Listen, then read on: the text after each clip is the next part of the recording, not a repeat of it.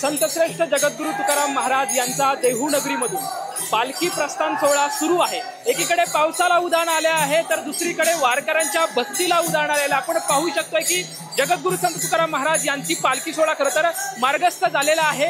या ठिकाणी बघितलं तर विठ्ठल विठ्ठल किंवा ज्ञानोबा तुकाराम हा जयघोष करत वारकरी खरं तर एक भक्तिमय आणि आनंदमय रसामध्ये नाहून निघालेले आहेत। दुसरीकडे जोरदार असा सुद्धा पाऊस सुरू आहे, मात्र पावसाची पर्वा न करता सुद्धा वारकरी सध्या या भक्तिमय वातावरणामध्ये तल्लीन झालेले आहेत। आपण पाहू शकतोय की सध्या जगद्गुरू तुकाराम महाराज यांचा हा पालखी सोहळा जो आहे तो मुख्य मंदिराकडून सध्या प्रस्थान झालेला आहे। आजचा मुक्काम म्हणजे आजचा विसावा जो आहे तो इनामदार वाड्यामध्ये असतो, मात्र सध्या बघतोय की मृदुंग असेल, टाळ असेल किंवा जो भजनाचा जो नाद आहे तो निनादत आहे। अगदी भक्तिमय रसामध्ये ज्येष्ठ असतील, तरुण असतील किंवा लहान असतील अशी सर्वजण या पालखीमध्ये दाखल झालेले आहेत। असं म्हणतात की सहिष्णुतेचा धर्म हा संत संप्रदाय सांगतो।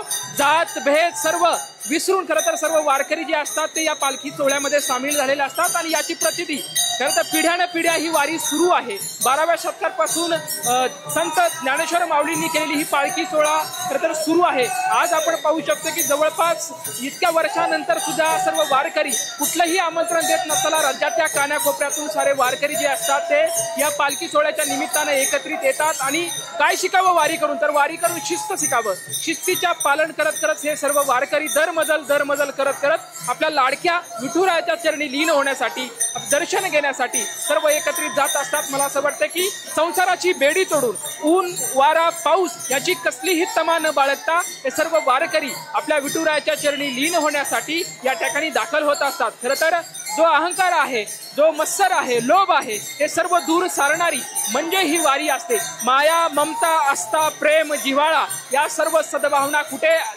मिळतात तर त्या वारीमध्ये मिळतात।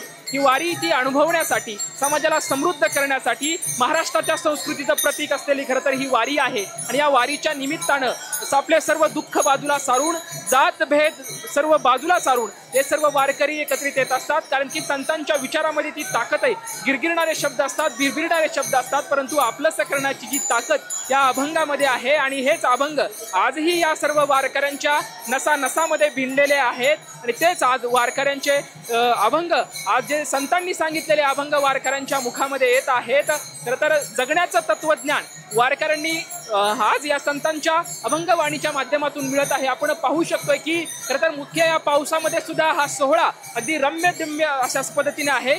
याची देही याची डोळा अनुभवा असा हा भव्य दिव्य सोहळा आहे। एकीकडे वरुण राजाने हजेरी लावली आहे, मात्र या वरुण राजाच्या हजेरीची कुठलीही तमा न बाळगता देहभान विसरून हे सर्व वारकरी सध्या पावसामध्ये भिजत आहेत, तर दुसरीकडे भक्तीमध्ये सुद्धा तेवढ्याच नाहलेले सध्या आपल्याला पाहायला मिळत आहेत। आपण पाहू शकतोय की खरं तर हे सर्व वारकरी आहेत, छत्री असतील किंवा जे कागद असतील त्याचा सहारा घेत सर्व वारकरी सध्या अगदी भक्ती निनादामध्ये पुढे मार्गस्थ होत आहेत। सध्या जी मुख्य पालखी आहे ती पालखी सुद्धा या मुख्य मंदिराला प्रदक्षिणा घालत आहेत। एकीकडे पाऊस बरसतोय, मात्र कुठलीही निसंगत बाळगता या पालखीमध्ये सर्व हे वारकरी या ठिकाणी दाखल झालेले आपल्याला पाहायला मिळतोय।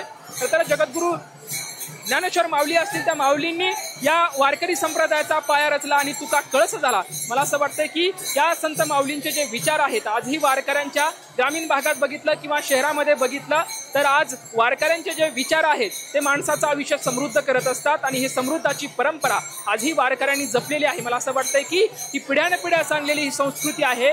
जवळ सूर्यचंद्र तारे आहेत तोपर्यंत ही वारकऱ्याची संप्रदा तशीच कायम राहणार आहेत आणि हीच याची प्रचिती सध्या देहू नगरीमध्ये आपल्याला मिळताना पाहायला मिळतं। कॅमेरामॅन अभिजित पिसासोबत लक्ष्मण जाधव, किमनन मराठी, पुणे।